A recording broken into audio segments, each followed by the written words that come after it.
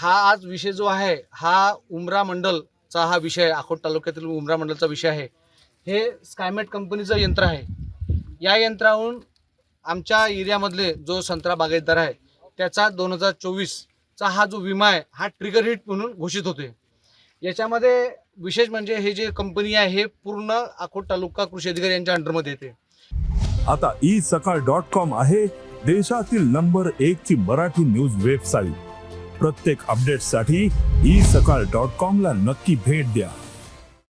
या यंत्राचा जो पाहणार आहे हर्षल अंधारे, अकोल्याचा रहिवासी आहे। तो व्यक्ती इथं येऊन ज्या दिवशी त्याने हा पंचनामा केला त्यावेळेस त्याच्याजवळ कृषी अधिकारी कोणताच प्रकारचा लेखी पुरावा आणि लेखी आदेश नसताना सुद्धा तो इथं येऊन पंचनामा करतो। तो पंचनामा केला तरी त्या पंचनाम्यातून नियमानुसार जे पंच होते तो कोणताही शासकीय अधिकारी नव्हता, शिक्षक नव्हता, सरपंच नव्हता, मंडल अधिकारी नव्हता का कृषी सहाय्यक नव्हता। एवढा मोठा एक व्यक्ती एवढ्या मोठ्या प्रशासनाला खीळ लावते कशी? त्याच्यानंतर हा जो अहवाल आहे हा अहवाल हा पूर्णतः तालुका कृषी अधिकाऱ्यांना देतो, तालुका कृषी अधिकारी जिल्हा कृषी अधिकाऱ्याला देतो। याच्यामध्ये हे सही मारतात कसे? त्यांचा कोणत्याही प्रकारचा पंचनामा नसताना आमच्या 800 शेतकऱ्यांचा जीव या एकट्या व्यक्तीनं हर्षल अंधारे यांनी घेतला आहे। कृषी अधिकारी ते सुद्धा याच्यात सामील आहेत। आमचा आता विमा आम्ही करू कसा? आता विम्याची तारीख गेली, 5000 रुपये हेक्टरी या स्कायमेट कंपनीने आमच्याकडून घेतलेली आहे। त्याच्यानंतर आमचा पूर्ण हा 2024चा विमा हा ट्रिगरेट झालेला आहे हे सुद्धा मान्य जिल्हा कृषी अधिकारी यांनी सुद्धा मान्य केलं होतं, तालुका कृषी अधिकारी यांनी सुद्धा मान्य केलं होतं। आणि जे आता ही चूक आहे ही चूक सुद्धा काल माननीय तहसीलदार साहेब हे इथे येऊन यांनी सुद्धा पाहणी केली। यांनी सांगितलं की हे चूक संपूर्ण स्कायमेट कंपनी आणि तालुका कृषी अधिकारीची आहे। आता आम्हाला पाहणार कोण? आमचा जो आता संत्रा मृग बहार, आमचा आता आंबिया बहार हा नुकसान झाला याला भरणार कोण? आणि आता आमच्याकडे पाहणार कोण? याच्यामध्ये जर कोणाचा जीव गेला तर आम्ही करणार काय? मायबाप शेतकरी आम्ही विनंती करतो शासनाला की त्यांनी याच्यावर कठोर कारवाई करावी आणि आमचे 2024चा विमा हा मंजूर करावा।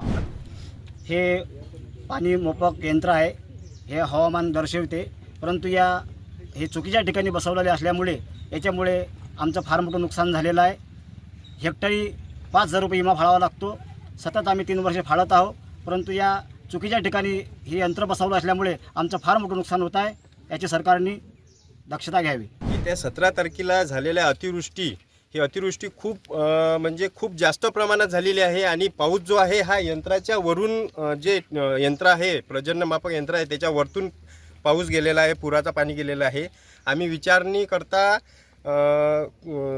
कृषी अधिकारी आणि जे कंपनीचे माणसं आहेत त्यांनी असं सांगितलं का याच्यावर तर पाणी जर जास्त झालं तर त्याच्यामध्ये ट्रिगर हिट म्हणजे जे तुमचं पाणी जे आहे आपण मोजू शकत नाही, पण या यंत्राच्या वरून हे पाणी गेलेलं आहे पूर्ण आणि त्याच्यामुळे ते यंत्र मोजू शकत नाही आणि त्याच्यामुळे आमचं खूप मोठं नुकसान झालेलं आहे आणि आम्ही अतिवृष्टीमध्ये बसलेलो नाही आहे। हे यंत्र नेमकं आहे कुठं लागलेलं काय? हे यंत्र आहे, हे इथं यंत्र आहे लागलेलं आणि नाल्यामध्ये यंत्र आहे आणि चुकीच्या ठिकाणी हे जे सर्वे झालेला आहे हा 2017ला सर्वे झालेला आहे आणि इथं हे यंत्र बसवलेलं आहे हे चुकीच्या ठिकाणी बसवलेलं आहे आणि हे चुकीच्या ठिकाणी बसून असल्यावर सुद्धा प्रत्येक महिन्याला हा स्कायमेट कंपनीचा माणूस येऊन जातो आणि इथं त्यांचं मेंटेनन्स करून जातो, पण त्याच्या लक्षात आलेलं नाही आहे आणि त्यानं हे कुठल्याच प्रकारचं वरती सांगितलेलं नाही।